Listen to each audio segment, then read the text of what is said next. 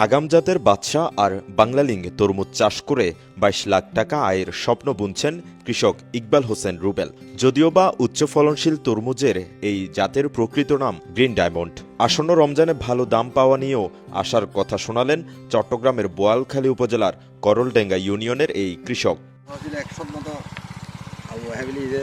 উপজেলার মেদসমনির আশ্রমের রূপচাঁদা পুকুরের পাশে ১৬০ শতক জমিতে ইকবাল আর তার ভাই চাষ করেছেন আগাম জাতের উচ্চ ফলনশীল তরমুজ, যার মধ্যে ১ একর পরিমাণ জমিতে চাষ করা হয়েছে গ্রিন ডায়মন্ড জাতের তরমুজ। এর মধ্যে তার ক্ষেতে তরমুজের ফলন শুরু হয়েছে।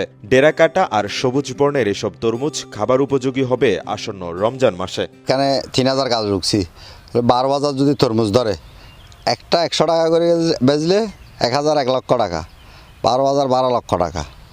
এতে লাভ ফলন বেশি না, ২ লক্ষ টাকা খরচ করছি। কৃষক ইকবাল এবছর ৬৭০টি বিশেষ মাদায় ৪,০০০ তরমুজের চারা রোপণ করেছেন। তার হিসেব মতে প্রতি গাছে গড়ে ৩টি করে তরমুজের ফলন হলে মোট পরিমাণ দাঁড়ায় ১২,০০০, যার আনুমানিক বাজার মূল্য ২৪ লক্ষ টাকা। অথচ এই ক্ষেতে সর্বসাকুল্যে খরচ পড়বে মাত্র ২ লক্ষ টাকা।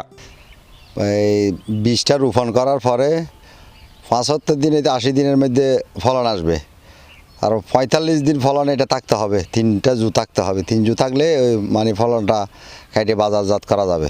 প্রায় ৫০ বিঘা জমিতে প্রত্যেক দিন রাত্রে পাহারা দিতে হচ্ছে, এবং রাত এবং দিনে আর কি।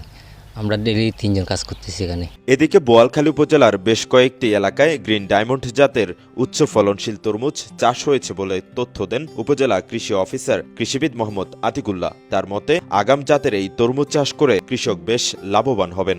আশা করছি আমরা এই প্রদর্শনীতে খুব ভালো ফলন হবে, এবং ইতিমধ্যে কিন্তু এগুলো মানে পরিপক্ক হতে শুরু করেছে। হয়তো সপ্তাহের মধ্যেই সেগুলো হারভেস্ট শুরু হবে, এবং যেহেতু আগাম জাতের তরমুজ তারা চাষ করেছেন, আমি আশা করি তারা বাজারে ভালো দাম পাবে। আর এছাড়াও আমাদের চরখিজিরপুর ইউনিয়নে, তারপর কঞ্জুরি ব্লকে, জ্যৈষ্ঠপুরা ব্লকেও কিন্তু আনারকলি সহ বিভিন্ন হাইব্রিড জাতের তরমুজ প্রদর্শনী আমরা এই প্রকল্পের আওতায় দিয়েছি। বোয়ালখালী থেকে মোহাম্মদ আবু নাইমের তথ্য ছবিতে ডেস্ক রিপোর্ট, কালের কণ্ঠ, চট্টগ্রাম।